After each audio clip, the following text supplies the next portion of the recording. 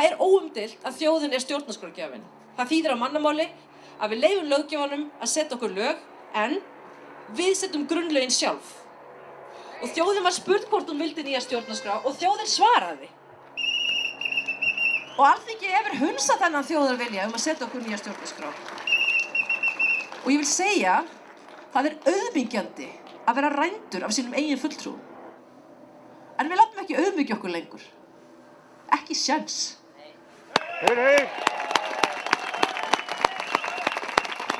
Við erum hér að ljúka þessari fundaröð, en það ekki þar með sagt að við hættum. Vegna þess að við megum ekki hætta.